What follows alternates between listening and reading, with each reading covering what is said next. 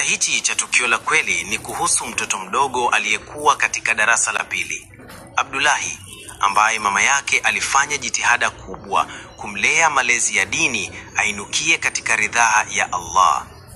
Alimfundisha umuhimu wa swala 5 na hasa umuhimu wa kuswali swala ya alfajiri msikitini. Mtoto alikuwa na juhudi ya kwenda msikitini, ingawa baba yake hakuwa akifanya hivyo, bali alikuwa akilala wakati mtoto huyo akienda kuswali swala ya jamaa msikitini. Siku moja wakati yuko darasani, mwalimu aliamua kutoa adhabu ya kuwachapa wanafunzi wote darasani kwa sababu fulani. Akaanza kuwachapa wanafunzi mmoja mmoja hadi alipomfikia Abdullahi. Mwalimu akamwambia Abdullahi afungue mikono yake ili amchape kwa rula, mstari wa mita. Mjadala ulikuwa kama ifuatavyo: mwalimu, fungua mikono yako ni kuchape. Abdullahi, hapana, huwezi kunipiga mimi. Mwalimu akaanza kuhamaki, fungua mikono yako Abdullahi ni kuchape. Abdullahi, nakwambia huwezi kunipiga mimi. Mwalimu akapandisha sauti kwa ukali, husikii na kuambia fungua mikono yako ni kuchape. Abdullahi, wallahi huwezi kunichapa mimi. Wallahi huwezi kunichapa mimi.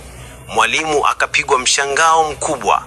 Unasema nini Abdullahi? Nitakuchapa mimi popote kama hutaki kufungua mikono yako. Abdullahi, nimekuambia mwalimu kuwa huwezi kunichapa mimi. Hebu jaribu kunichapa kama unataka. Mwalimu, hali hii ikamfanya mwalimu apigwe na bumbuazi asiweze kumchapa, na badala yake kutaka kujua kwanza sababu ya kusema hivyo. Kwa nini unasema hivyo Abdullahi?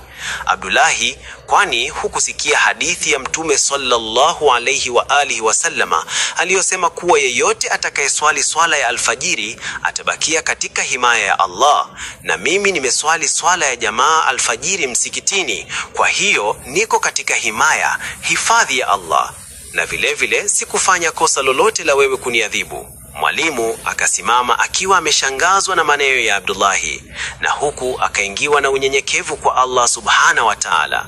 Akatoka na kwenda kumwelezea mkuu wa shule ili aitwe baba yake Abdullahi ili apewe hongera kwa kumpa mwanaye malezi mema ya kumzoesha kwenda kuswali swala za jamaa msikitini. Lakini masikitiko ni kwamba alipokuja baba yake Abdullahi ilikuwa ni mshangao kwa kila mmoja, kwani walitambua kuwa baba huyo hakuwa ni mtu wa kujali malezi ya mtoto wake. Kila mmoja akamuuliza, wewe kweli ni baba yake Abdullahi? Akajibu, ndiyo. Wakamuuliza Abdullahi, huyu kweli ni baba yako Abdullahi? Akajibu, ndiyo, lakini yeye haji kuswali swala za jamaa na mimi msikitini. Mwalimu akamwelezea baba yake Abdullahi yaliyojiri darasani. Baba yake Abdullahi akaguswa sana na kisa cha mwanawe, na ikawa ni sababu ya yeye kurudi kwa Allah subhana wa ta'ala, na tokea siku hiyo akawa ni mwenye kuswali swala zote za jamaa msikitini. Subhanallah, tazama jinsi gani swala inaweza kutuathiri sisi na kutufundisha kuwa tusimuogope mtu yoyote ila tumuogope Allah subhana wa ta'ala. Hakika swala ni chanzo cha nguvu kwa muumini, ni mwangaza unaomuongoza mtu katika njia iliyonyoka. Enyi ndugu Waislamu, msisahau kwamba maneno ya mwisho wa mtume wetu sallallahu alayhi wa alihi wasallama kabla ya kuaga dunia hii yalikuwa ni nasaha kwetu: tusiache swala, kwani ni mawasiliano na Rabi wetu mtukufu.